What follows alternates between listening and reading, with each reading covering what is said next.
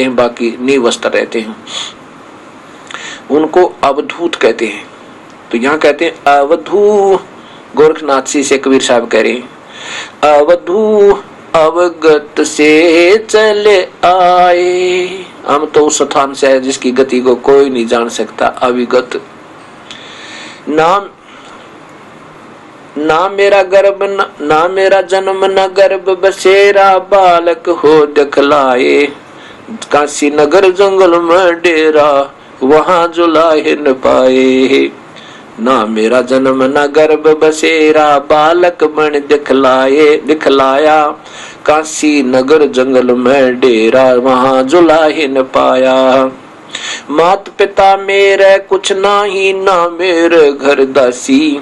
जुल्हा का सुत आन कहाया, जगत करे मेरी आसी। ना मात पिता मेरे कुछ नाही, ना मेरे घर दासी, मेरा पत्नी भी नहीं है।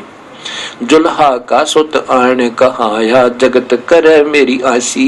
यार जुल्हा का बेटा कवाया मैं।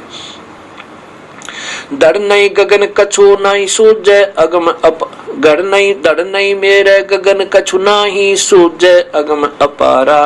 वो सत्य स्वरूपी नाम साहिब का, वो है नाम हमारा। जो वास्तविक नाम है ना परमात्मा का, कबीर साहब कबीर देव है, वही मेरा नाम, वास्तव में वही नाम है मेरा। अब मैं उसी नाम को लेकर के आया हूँ। डर नहीं मेरे गगन कछु नाही सूझे अगम अपारा। ये सत्य स्वरूपी नाम साहिब का, वो ही नाम हमारा। अधर दीप गगन गुफा में तानिज वस्तु सारा। तेरा ज्योत स्वरूपी अलख निरंजन, ये भी जपता धरता ध्यान हमारा। अधर द्वीप सतलोक में, अधर द्वीप वहां गगन गुफा है, तानिज वस्तु सारा। वास्तव में मैं वहां रहता हूँ। और तेरा ज्योत स्वरूपी अलख निरंजन, ये जब धरता ध्यान हमारा। ये तेरा ज्योत निरंजन, ये काल भगवान गीता में कहता मैं सब न खाऊंगा है। और वो भी कहता मेरा भी पूज्य देव वो वही परमेश्वर है, उसकी शरण में जा तू अर्जुन। अब गीता जी के 18वें अध्याय का 64वां श्लोक आपने देखा।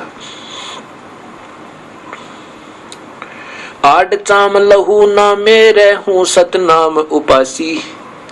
तारण तरण अभय पद दाता, नो कहे कबीर अविनाशी।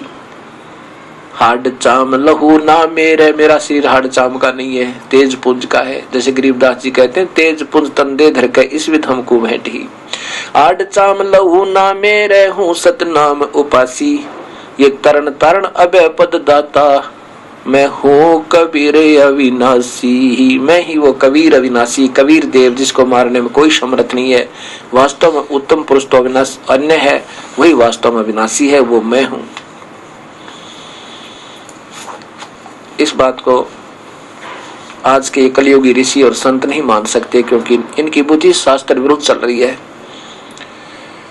न इनको शास्त्रों का ज्ञान इनमें लिखा क्या है, और सारे समाज को अपनी मीठी मीठी बात बना के सुनी सुनाई अटकलों पटकाए बैठे हैं। अब चाहिए इन महापुरुषों ने फिर दोबारा इन शास्त्रों को देखें। और सत भक्ति इनके पास नहीं है बिल्कुल भी, ना इनके पास नाम है, ना इनकी विधि ठीक है, और ना इनको पूर्ण ज्ञान ही नहीं। तुम ले जा कहाँ रहे हो, तुमने जाना कहाँ है, भगवान को निराकार बतावें। तो उसके बाद गोरखनाथ जी ने कबीर साहब का उपदेश ले लिया और कहते हैं कबीर गुरु और गोरख चेला, इवनो खंड में फिर अकेला।